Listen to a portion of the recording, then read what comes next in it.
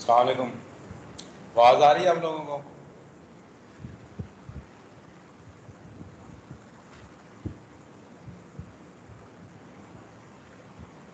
वालेकुम सलाम। Yes sir, आ रही है।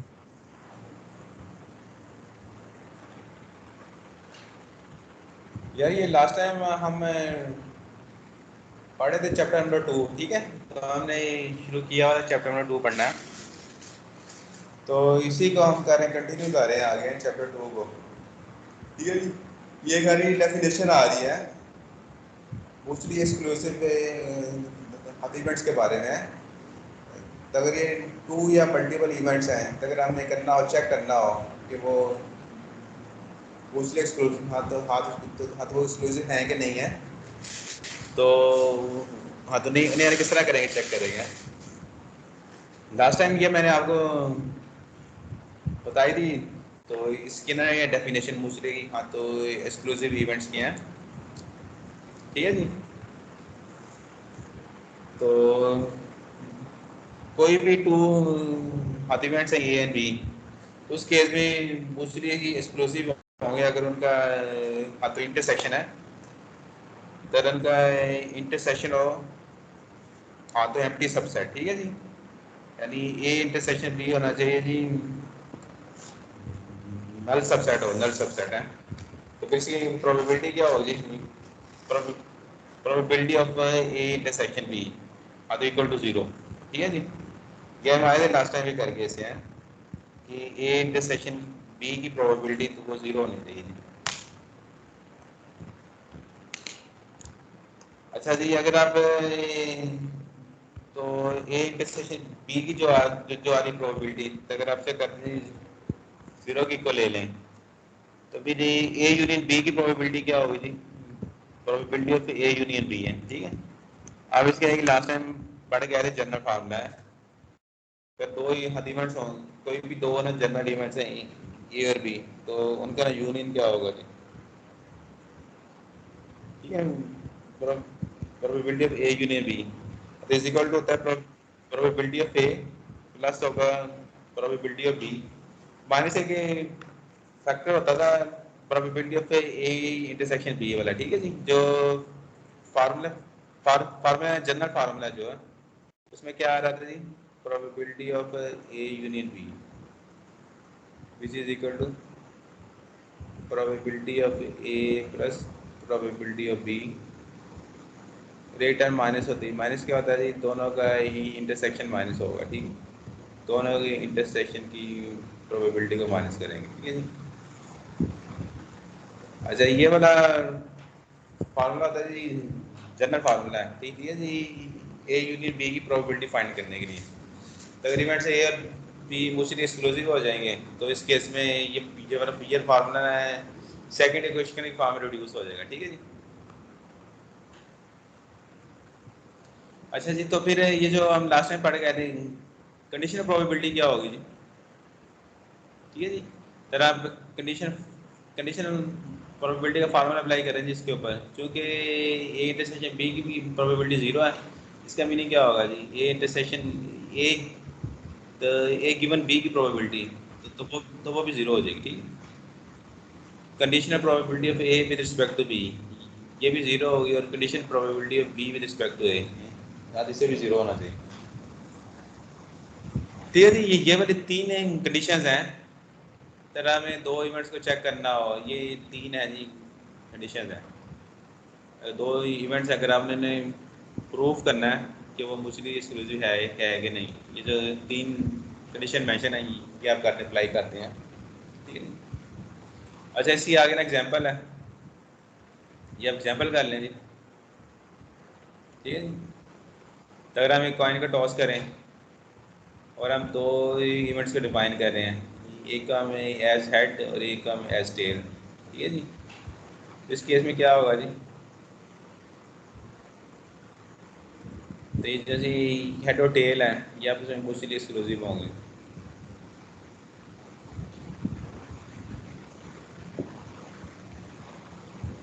भाई जी, इसकी आ रही समझ जी? अगर एक कॉइन को टॉस करें जी, अरे एक कॉइन को टॉस करें, तो हेड और टेल ये आपस में म्यूचुअली एक्सक्लूसिव हैं। अच्छा, जो यहाँ पे डेफिनेशन मेंशन है जी म्यूचुअली कहा तो एक्सक्लूसिव इवेंट्स की, इफ द अकरेंस ऑफ हाँ तो if the occurrence of one event है, ठीक है जी, हाँ तो एक्सक्लूड्स दी हाँ अकरेंस ऑफ अदर, यानी अगर एक हैपन हो गया ना इवेंट है तो फिर दूसरा हैपन नहीं होगा, ठीक है जी। तो अगर एक इवेंट अकर हो हाँ तो अकर हो चुका है तो फिर दूसरा इवेंट हाँ तो सी एक्सपेरिमेंट में तो हाँ तो सी हाँ तो एक्सपेरिमेंट में ना हैपन नहीं हो सकता, ठीक है जी। एक टाइम पे एक एक्सपेरिमेंट में एक ही इवेंट होगा, या तो ए हैपन होगा या फिर ना बी हैपन होगा, ठीक है। तो अगर इस तरह की कंडीशन मीट होती है तो फिर ए और बी होंगे मोस्टली एक्सक्लूसिव है। तो अगर आप तो एक ना कॉइन को टॉस करते हैं, ये कॉइन को टॉस करते हैं, या तो हेड आएगी या टेल आएगी, ठीक है। दोनों इवेंट्स है ना इकट्ठे नहीं आ सकते हैं, ठीक है जी। अगर एक कॉइन को टॉस कर लें जी तो या तो हेड आएगी या टेल आएगी, दोनों हाथ इवेंट्स ना इकट्ठे नहीं आ सकते, दोनों में से एक आएगा। इसका मीनिंग क्या हुआ, जो हेड और टेल है वो म्यूचुअली एक्सक्लूसिव है, ठीक है। यानी एक ही अक्रस है दूसरे को माइनस कर देंगे ना। यार कोई कोई क्वेश्चन है कोई आप लोगों का जो यहाँ तक बढ़ा है, किसी किसी का क्वेश्चन होगा?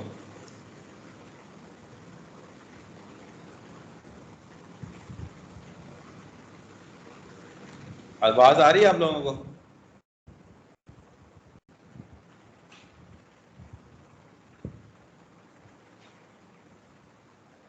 यस सर, आ रही है। ठीक है जी, ये हो गए जी हदीमेंट्स हो गए म्यूचुअली एक्सक्लूसिव हैं। अब आगे की आती है कोर डेफिनेशन है जी। अब तो इंडिपेंडेंट इवेंट्स की है, ये जी इंडिपेंडेंट है। हदीस की डेफिनेशन क्या है जी? Two events A and B are independent if the occurrence of one event does not affect the occurrence of the occurrence of the other event, ठीक है। यानी एक इवेंट का रिजल्ट ना है किसी दूसरे को इम्पैक्ट नहीं कर रहा, ठीक है। तो अगर मल्टीपल इवेंट्स है इस तरह है कि अगर एक एक हैपन हो सकता, तो अगर एक ना हद इवेंट है तो वो होता है जी अकर होता है, ठीक है। उसका जो भी रिजल्ट है किसी दूसरे तो इवेंट को ना तो वो ना इफेक्ट नहीं करेगा, ठीक है जी। अगर ये कंडीशन मीट होती है तो फिर हम कहेंगे हाथ इवेंट्स होंगे इंडिपेंडेंट ही, तो वो इंडिपेंडेंट हो गया है। अच्छा, इसकी एग्जांपल क्या है जी? इसकी एग्जांपल है multiple tosses of a coin are independent, ठीक है जी। तो अगर आप एक कॉइन को मल्टीपल टाइम टॉस कर रहे हैं, ठीक है जी, एक ही कॉइन को, तो जो डिफरेंट टॉसेस का रिजल्ट है ना, जो डिफरेंट टॉसेस का रिजल्ट है तो वो सारे इंडिपेंडेंट आपस में है, ठीक है। यानी एक टॉस का रिजल्ट है हाथ अगली टॉस को ना इफेक्ट नहीं करेगा। अच्छा, इसमें कौन सी कंडीशंस कौन सी होगी जी? Probability of A intersection B, इस केस में क्या है जी? ए इंटरसेक्शन बी की जो जो सी है ना प्रोबेबिलिटी, तो इक्वल होनी चाहिए probability of A into probability of B, ठीक है। यानी मल्टीप्लिकेशन की इक्वल होनी चाहिए जी, ठीक है। दोनों के इंटरसेक्शन की प्रोबेबिलिटी तो वो इक्वल होनी चाहिए मल्टीप्लिकेशन ऑफ हाथ इंडिविजुअल प्रोबेबिलिटीज, ये जी इंडिपेंडेंट के केस में ए यूनियन बी की प्रोबेबिलिटी इसी तरह आएगी, और ए इंटरसेक्शन बी की प्रोबेबिलिटी क्या होगी जी? ए इंटरसेक्शन बी, क्योंकि बी का रिजल्ट ए को अफेक्ट नहीं कर रहा, ठीक है। मीनिंग क्या हुआ जी? यहाँ इवेंट ए है, बी से ना यहाँ तो इंडिपेंडेंट है, ठीक है। तो फिर कंडीशन प्रोबेबिलिटी क्या होनी चाहिए? Probability of A given B is equal to probability of A, ठीक है जी, क्योंकि बी के ऊपर ना डिपेंड नहीं कर रहा, ठीक है जी। इसी तरह probability of B given A is equal to probability of B.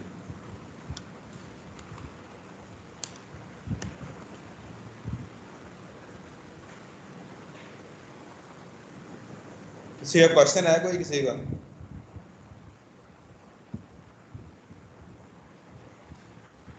कोई ना क्वेश्चन है तो पूछ लें आप लोग। चले फिर आगे चलें जी। ठीक है, ये चीज है probability of A union B नहीं समझ आई। Probability of A union B. देखिए ठीक है। जी, कोई भी दो सेट है, ठीक है जी, दो सेट है तो यूं कर लें जी, कोई भी टू ने सेट है ए और बी है, तो अगर आपने हाथ उनका यूनियन लेना हो कैसे होगा जी यूनियन है? कंबाइन करेंगे सबके एलिमेंट्स को, ठीक है, सबके एलिमेंट्स को कंबाइन कर देंगे और जो रेपिटेशन वाला पार्ट है तो वो आप माइनस कर दें। अब इसी तरह नहीं होता सेट में रेपिटेशन नहीं हो सकती है, इसलिए जो इस तरह के एलिमेंट्स हैं जो करें रिपीट कर रहे हैं, आपको उनकी प्रोबेबिलिटी को इससे माइनस करना पड़ेगा।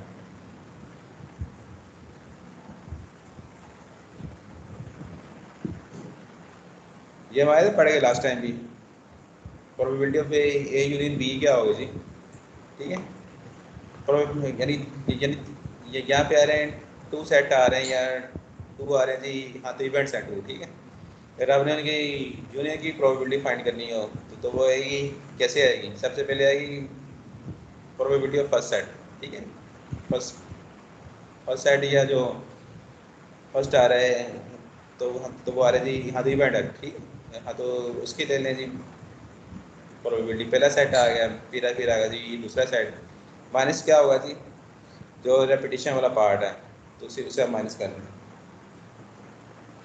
ये ना बाय डेफिनेशन है, आप इसे ऐसे ही करें, याद करें। यहाँ तो इसकी एक मैंने बनाई थी, टी की डायग्राम बनाई थी है, जिसे हम कहते हैं वेन डायग्राम कहते हैं, यानी दो दो आ रहे थे, सेट आ रहे थे, या तो यहाँ तो इवेंट्स हैं, ठीक है, यहाँ तो इसे मैं कह रहा हूँ जी इवेंट ए, ये आ रहा है जी हाँ इवेंट बी, ठीक है। तो अगर मैंने इन दोनों को यूनियन करना हो पॉइंट है, आपने इन दोनों सेटों को इस तरह कंबाइन करना है कि ना कोई भी एलिमेंट रिपीट ना हो, तो वो जी कैसे आएगा, कोई भी एलिमेंट रिपीट ना हो, ये जो है ना कॉमन वाला पार्ट है ना, ए इंटरसेक्शन बी, इसे आपको माइनस करना पड़ेगा। ये देखें यहाँ पे माइनस क्या हो रहा है, जो है ना कॉमन पार्ट है, ठीक है, यानी ए प्लस बी करेंगे, माइनस करेंगे ए इंटरसेक्शन बी है। ये हाँ तो आप एग्जांपल कर लें, ये कि तो एग्जांपल सॉल्व है इधर, तो एक हम डाइस को थ्रो कर रहे हैं, एक कॉइन को टॉस कर रहे हैं, तो इस वाले एक्सपेरिमेंट में हमने दो आर्ग्यूमेंट्स को डिफाइन किया है, ठीक है। आर्ग्यूमेंट ए को हम कह रहे हैं कि ना कि मुझे हेड इज ऑब्टेन्ड है, आर्ग्यूमेंट बी को हम क्या कह रहे हैं कि डाइस पे आ रहा है, डाइस पे 6 अपीयर हो रहा है, ठीक है। इस केस में तो आपने चेक क्या करना है जी, ये जो एक्सपेरिमेंट है फिर हम चेक करना है, तो if A and B are mutually exclusive, ठीक है, ये जो मैंने आपको पीछे इसकी बताई है ना, कंडीशंस बताई हैं, तो वो आपने अप्लाई करना है, ठीक है। अगर वो कंडीशंस मीट हो रही हैं तो वो फिर आप कहेंगे A and B are mutually exclusive है। इस तरह आपने चेक करना है whether A and B are आना है हाँ तो इंडिपेंडेंट, ठीक है, जो हम पढ़ गए हैं पीछे ना कंडीशन, तो आप करते हैं अप्लाई करते हैं, ठीक है। क्योंकि दो हाथ एक्सपेरिमेंट है इधर, हाथ एक्सपेरिमेंट एक ही है, तो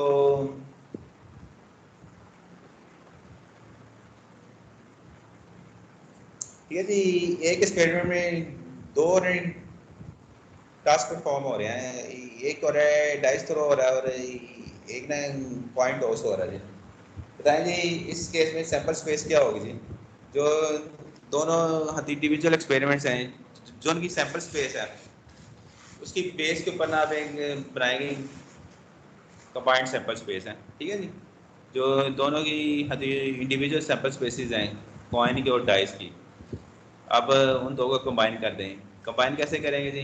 अब ये लेंगे कार्टेशियन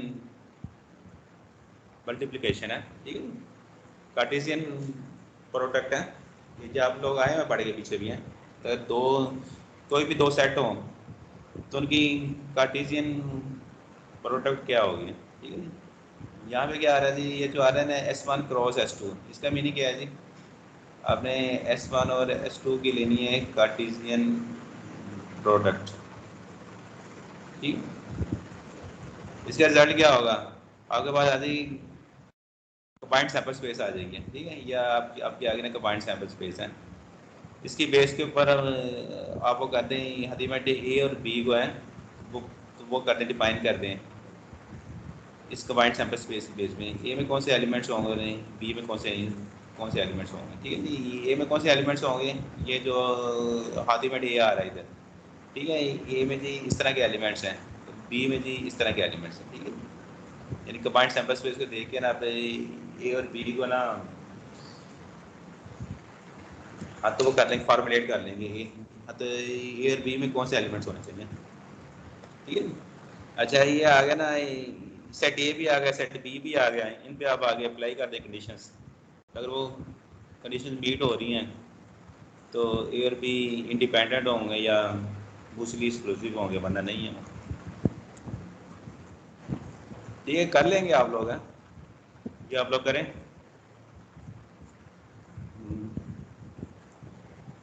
क्वेश्चन है किसी का कोई?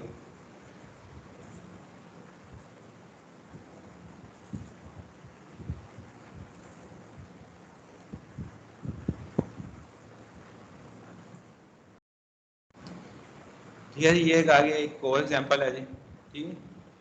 तो एक हमें कॉइन को टॉस कर रहे हैं जी n टाइम्स है।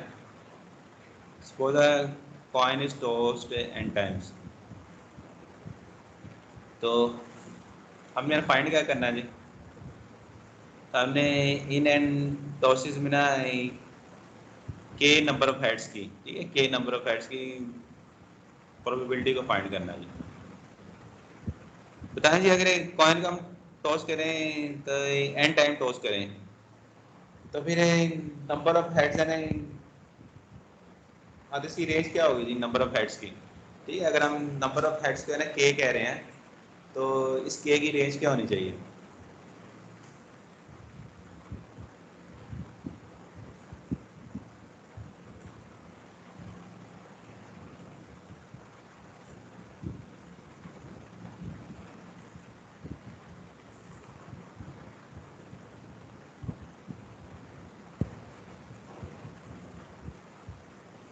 बताएं जी, अगर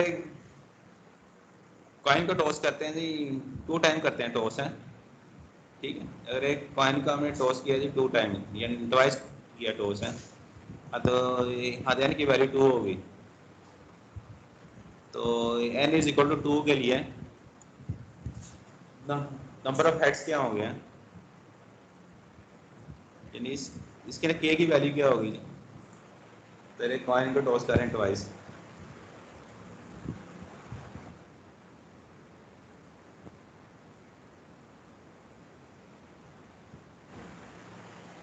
आवाज आ रही है आप लोगों को?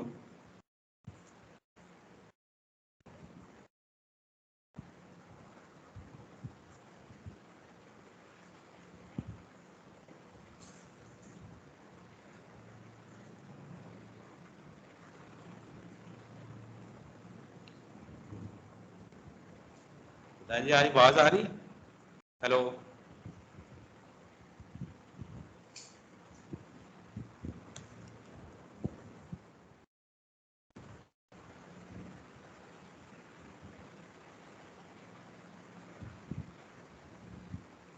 आवाज नहीं आ रही?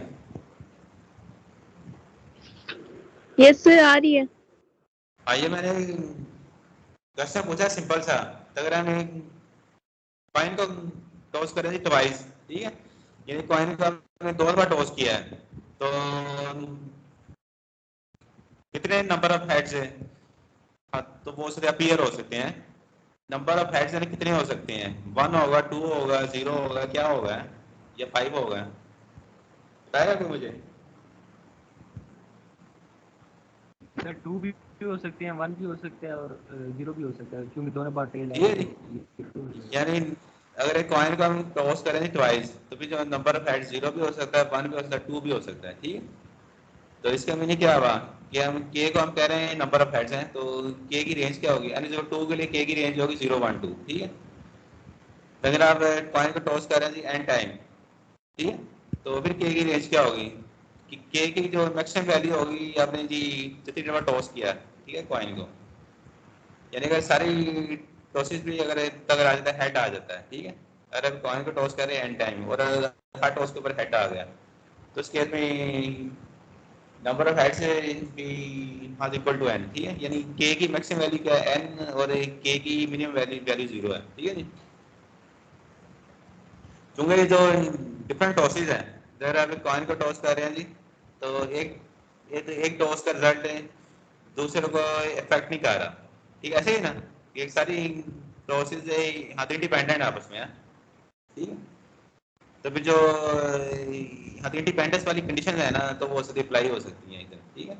यानी जो मल्टीपल टॉसेज हैं आपस में हाँ इंडिपेंडेंट है, तो अगर तक रोना हजान की वैल्यू 2 है, ठीक है, तो आप फाइंड करना चाहते हैं, तो आप फाइंड करना चाहते हैं 2 हेड्स की प्रोबेबिलिटी क्या है जी।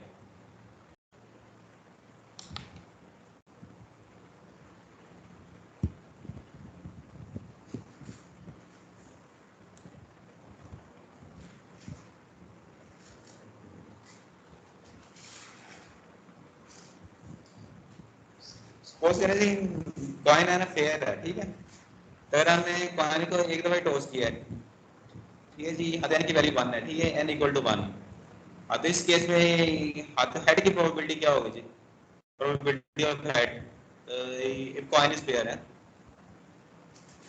ये हाँ तो इक्वल होगी 1/2, ठीक है, क्योंकि कॉइन पेयर है, हेड और टेल के आने का ना हाँ इक्वल चांस है, ठीक है जी, ठीक है। Probability of head is equal to 1/2, तो अगर n की वैल्यू 2 रख दे जी, यानी कॉइन को टॉस किया जी ट्वाइस, तो इस केस में 2 हेड्स की प्रोबेबिलिटी क्या होगी, अब इसकी आ रही समझ में आपको, 2 हेड्स के आने की हाँ तो आने की प्रोबेबिलिटी क्या है, या तो आप तो इंडिपेंडेंस वाली डेफिनेशन यूज कर लें, ठीक है जी, अगर हमें 2 हेड्स की प्रोबेबिलिटी फाइंड करनी है, क्योंकि दोनों टॉसेस इंडिपेंडेंट है, ठीक है, तो 2 हेड्स की जो कंबाइंड प्रोबेबिलिटी है तो वो इक्वल होगी मल्टी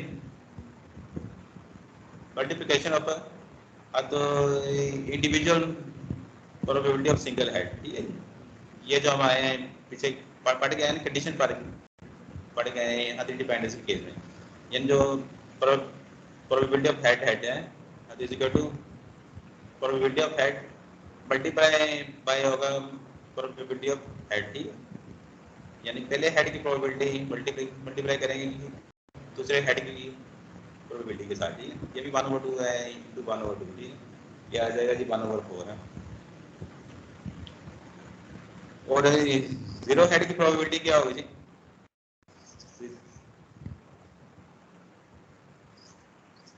0 हेड उस केस में आएगा अगर दोनों टॉसेस में टेल क्लियर होता है, ठीक है, और सिंगल टेल की प्रोबेबिलिटी है 1/2, फिर दोनों टेल की क्या होगी प्रोबेबिलिटी, ठीक है, दोनों टेल्स आ रही हैं तो वो भी इक्वल टू हाँ तो हो जाएगा 1/4 है। और सिंगल हेड की प्रोबेबिलिटी क्या होगी जी, 1 हेड की प्रोबेबिलिटी है,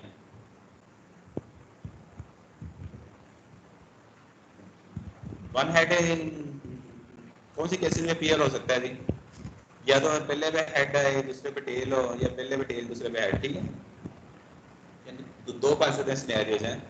अब इन दोनों की प्रोबेबिलिटी फाइंड करेंगे, ठीक है, ये 2 आ रहे हैं हाँ हाँ 2 हाथ इवेंट्स हैं, ठीक है, अब इन दोनों हाथ इवेंट्स की प्रोबेबिलिटी फाइंड करते हैं और बाद में इन दोनों का सम करते हैं, ठीक है। 1/4 प्लस 1/4 है विच इज इक्वल टू 1/2, यानी जब k की वैल्यू 0 है जी, probability of k is equal to 0, तो वो इक्वल है जी 1/4। Probability of k is equal to 1, तो वो इक्वल है जी 1/2, ठीक है जी। Probability of k is equal to 2, तो वो भी इक्वल है जी 1/4, ठीक है।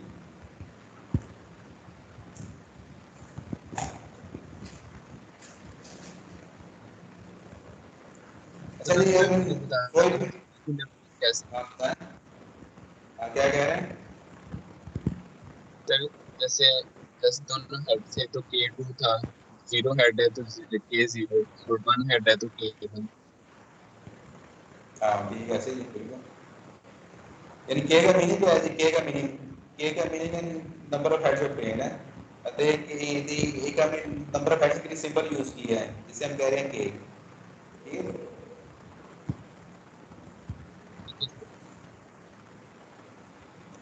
अच्छा, अगर कोई भी एक्सपेरिमेंट है ना इस तरह का,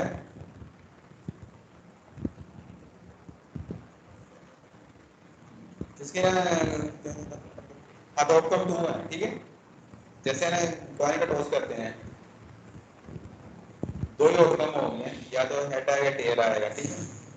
और अगर हम कॉइन का मल्टीपल टाइम करते जाए, टॉस करते जाए, ठीक है, तो जो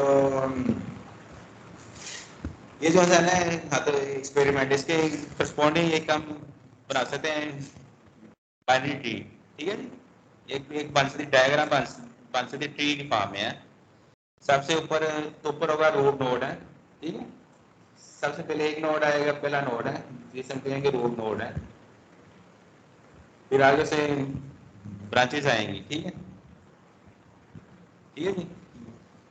फिर देखें जी, जो सी है ना, पहली टॉस आए थे, ठीक है, पहली टॉस कर रहे हैं। पहली टॉस का रिजल्ट क्या हो सकता है? ये या तो हेड हो सकता है, ये या फिर हो सकता है टेल हो सकता है, ठीक है जी। जो सा है ना, फर्स्ट नोड का मीनिंग क्या है जी? पहली टॉस हो रही है, ठीक है। फर्स्ट नोड से दो आएंगे ब्रांचेस, इसकी आ जाएगी हेड या टेल की, ठीक है। ये अब यहाँ तक होगी पहली टॉस। अब जो भी पहली टॉस का रिजल्ट आया उस पे, उसके बाद फिर हम करेंगे सेकंड टॉस, ठीक है।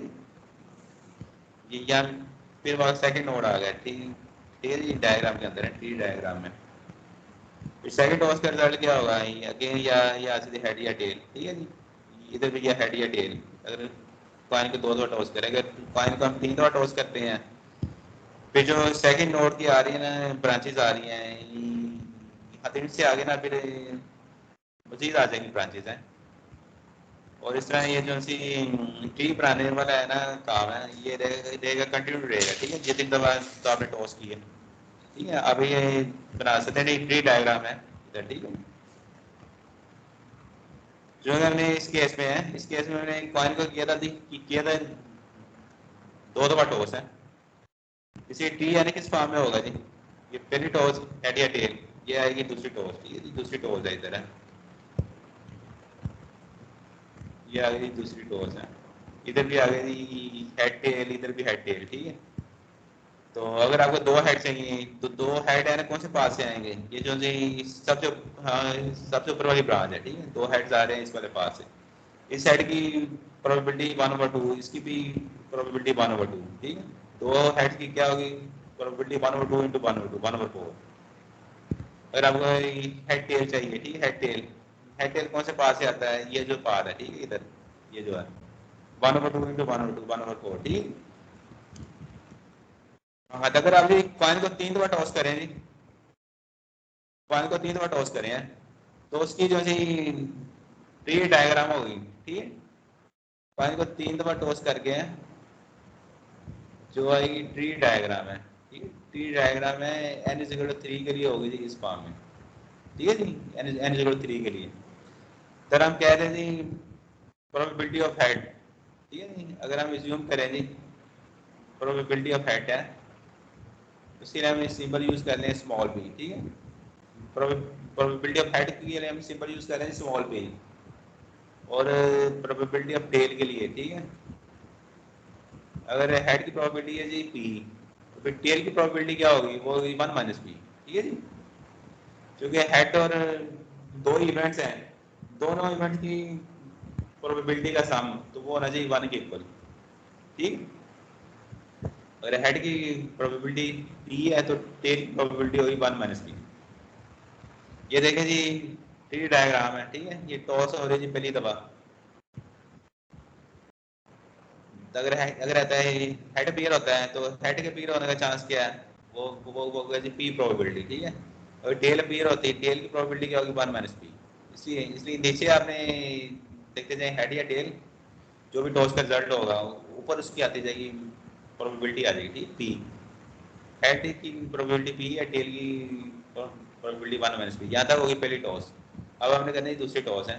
दूसरी टॉस में अगेन या तो हेड हो सकता है या टेल हो सकता है। ठीक है जी, इधर भी पहली टॉस में अगर टेल आई तो दूसरी टॉस में या हेड होगा टेल होगा। ठीक है जी, इस तरह आ गया जी, तीसरी टॉस आ गई। ठीक है जी, बताएं जी तीनों हेड्स की प्रोबेबिलिटी क्या होगी। ठीक है, तीनों टॉसेज में अगर हेड आ रहा है, ठीक है, इसकी प्रोबेबिलिटी क्या होगी जी, P into P into P. ठीक है, ये आ जाएगी पी क्यूब है, और दो हेड्स की और एक पेयर की प्रोबेबिलिटी क्या होगी, P square into 1 minus P. ठीक है जी, इस तरह ये एक्सक्यूज मी सर। काम था। सर ये टेल की 1 माइनस पी कैसे? देखें जी अगर हो रहा हेड की प्रोबेबिलिटी है, सपोज करें जी हेड की प्रोबेबिलिटी 0.7 है, यानी हेड के पेयर होने का चांस है ज्यादा है, 0.9 तो आपका ना 22 है। ठीक है, 70% ऑफ द टाइम ना टॉसेज में तो अपीयर हो रहा है हेड, तो उस केस में टेल की प्रोबेबिलिटी क्या होगी जी, अगर हेड की प्रोबेबिलिटी 0.7 है तो फिर ना टेल की क्या क्या होनी चाहिए प्रोबेबिलिटी, 0.3 क्या होनी चाहिए, 0.3 0.3 होनी चाहिए। ठीक है जी, जो सम ऑफ ऑल दी प्रोबेबिलिटीज। ठीक है, अगर सारे एलिमेंट्स की प्रोबेबिलिटी का सम तो वो होना चाहिए इक्वल टू 1। ठीक है, प्रोबेबिलिटी एक नंबर होता है 0 और 1 के दरमियान में। ठीक है जी, 0 और 1 के दरमियान में है, प्रोबेबिलिटी की वैल्यू हमेशा होगी 0 और 1 के दरमियान में है। अगर एक एक्सपेरिमेंट में जितने भी आउटकम आ रहे हैं तो अगर हम सबकी प्रोबेबिलिटी की एडिशन कर रहे हैं तो उसका रिजल्ट होना चाहिए 1, क्योंकि कॉइन टॉस के केस में दो ही आउटकम हो सकती हैं, या हेड या टेल है, तो इसलिए हेड और टेल की प्रोबेबिलिटीज की अगर हम एडिशन करें तो उसमें उसका आंसर 1 होगा। ठीक है, यानी जो टोटल प्रोबेबिलिटी है जी, टोटल प्रोबेबिलिटी होनी चाहिए 1 है। ठीक, 1 में से अगर आप इसकी प्रोबेबिलिटी माइनस कर दें हेड की तो आपके पास आ जाएगी टेल की आ जाएगी प्रोबेबिलिटी है। ठीक, अच्छा ये बनी हुई डायग्राम आप इसे देख लें। ठीक है,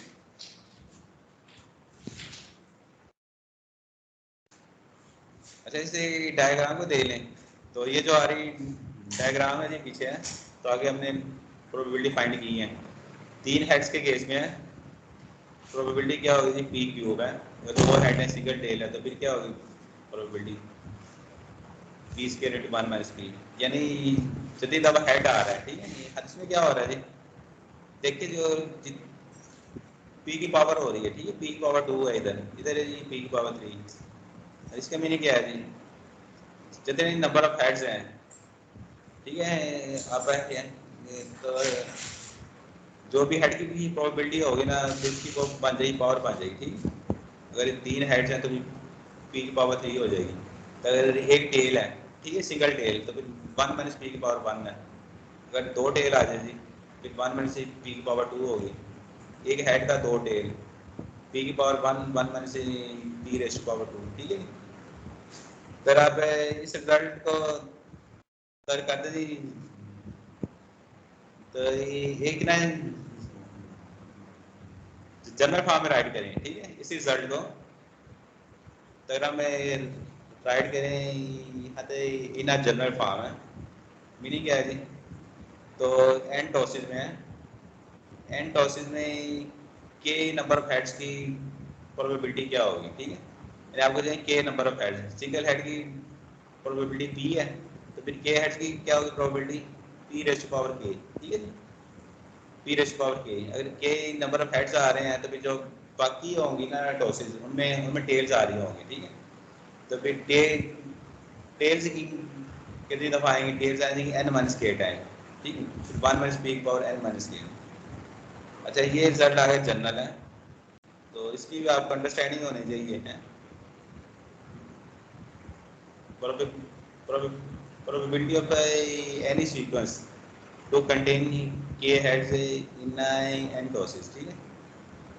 ये जी एक ना सिंगल सीक्वेंस की होगी प्रोबेबिलिटी, ठीक है, किसी भी सिंगल सीक्वेंस की प्रोबेबिलिटी जिसमें के हेड्स हो और n माइनस के टेल्स हो, ठीक है, वो इक्वल होगी पी की पावर के इंटू 1 माइनस पी की पावर n माइनस के। लेकिन इस तरह की मल्टीपल सीक्वेंसेस हो सकती हैं, इस तरह की मल्टीपल सीक्वेंसेस हो सकती हैं जिनमें के हेड्स आ रहे हैं और n माइनस के टेल्स हो, ठीक है। वो वाली सीक्वेंस कितनी होंगी हैं, तो उसके लिए आप यूज़ करें कम्बिनेशन वाला फार्मूला। ये जो होता है एन सी के है, ठीक है, एन सी के कम्बिनेशन पढ़ के आए हैं यहाँ पे। तो आपके पास टोटल ऑब्जेक्ट्स एन हो, ठीक है, तो उसमें से हमने करनी है ना, पिक करने हो के नंबर ऑफ ऑब्जेक्ट्स हैं, यानी के ऑब्जेक्ट से पिक करने हैं तो एन में से है, तो फिर जो टोटल नंबर ऑफ वेज या टोटल नंबर ऑफ कॉम्बिनेशंस क्या होंगे, वो इक्वल होंगे एन सी के है, ठीक है। एन सी के जी किसके इक्वल है, एन सी के इक्वल होता है जी एन फैक्टोरियल ओवर के फैक्टोरियल इंटू एन माइनस के फैक्टोरियल, ठीक है जी। इसी एग्जांपल ले लें, अगर हमें के की वैल्यू को 2 रखे हैं, यानी हमें इस तरह की सीक्वेंस देखनी है जिनमें आ रहे हैं 2 हेड्स आ रहे हैं, ठीक है, 2 हेड्स। तो इस तरह की कितनी सीक्वेंस ऐसी होंगी जिनमें 2 हेड्स हों, अगर हमें कॉइन को 3 दफ़ा टॉस कर रहे हैं, ठीक है। पहले हमने को फाइंड करने हैं कितने नंबर ऑफ वेज होंगे जिनमें ना 2 हेड्स होंगे, ठीक है, 3 टॉसेस में, वो नंबर ऑफ सीक्वेंस कितनी होंगी, वो आएगी 3C2, ठीक है, 3C2। फिर आपसे सोल्व करें आगे, नंबर ऑफ सीक्वेंस होंगी 3, ठीक है, यानी 3 सीक्वेंस इस तरह की होंगी जिनमें 2 हेड्स आ रहे हैं, ठीक है, और एक single tail, 2 head single tail वाली सीक्वेंस। कौन सी 3 सीक्वेंस होंगी, पहली सीक्वेंस हो सकती है जी, पहली 2 टॉसेस पे हेड है, तीसरी पे टेल, या पहली और तीसरी पे हेड है, दूसरी पे टेल है, या पहली पे टेल दूसरी पे हेड, ठीक है, ठीक है। ये एग्जांपल है, इस तरह की 3 सीक्वेंसेस ऐसी हो सकती हैं जिनमें 2 हेड्स हैं और 1 टेल है, ठीक है।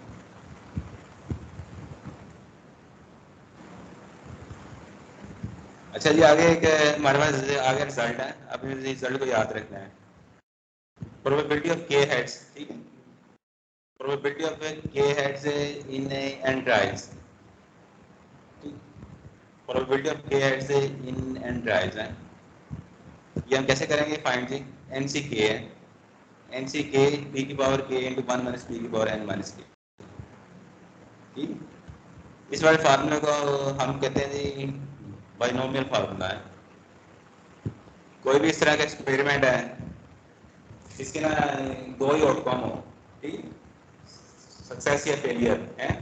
आपने एग्जाम लिया है, पास होना है कि नहीं होना, आप कितनी दफ़ा एग्जाम दिए, स्टूडेंट ने कितनी दफ़ा एग्जाम दिया है कि उसे जो है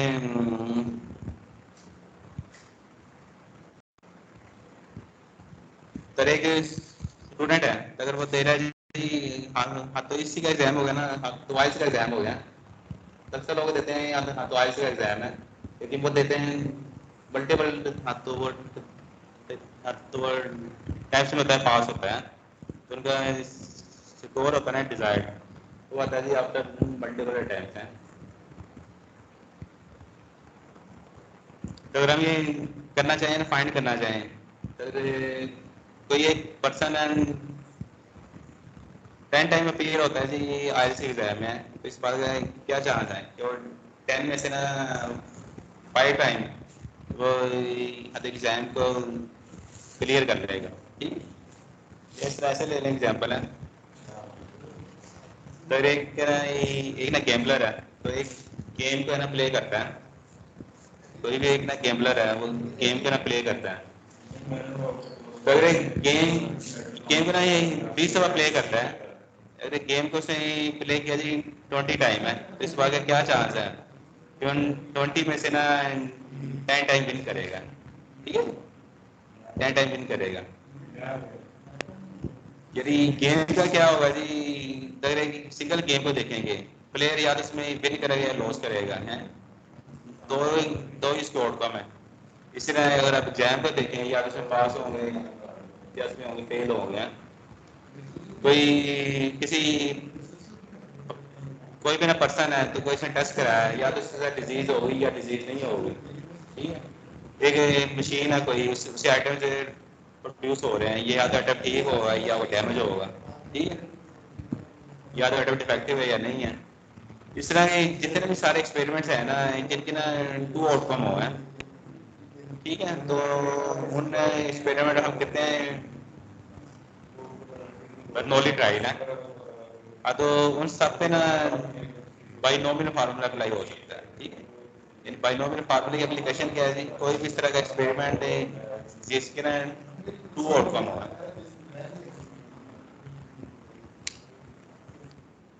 ये आप तो आगे एग्जांपल्स कर लें जी, ये हमें चैप्टर 2 ही है, ठीक है। इसकी हमें एग्जांपल करनी है 2.1 से लेके 2.21 तक, ठीक है।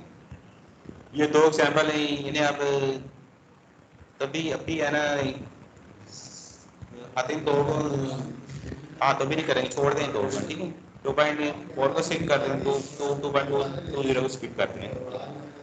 बाकी आपने ये एग्जांपल्स करनी है। किसी का क्वेश्चन हो किसी का कोई क्वेश्चन है कोई किसी का? सर आज हमने कौन कौन सी ये टॉपिक कर असेंबली ली का है? पार्ट ही है। हाँ जी सर। यार लास्ट टाइम तो मैंने दी थी ना 2.15 तक आपको, कुछ हमने आगे पढ़ा तो उससे मैंने आगे वाली दे दी हमें, ये थी चैप्टर 2 ही है ये।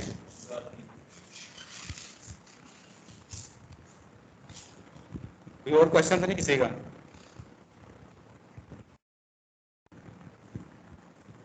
चलिए ठीक है, ये आप लोग करें, ठीक है। ये जो चैप्टर 2 की एग्जांपल्स करनी है।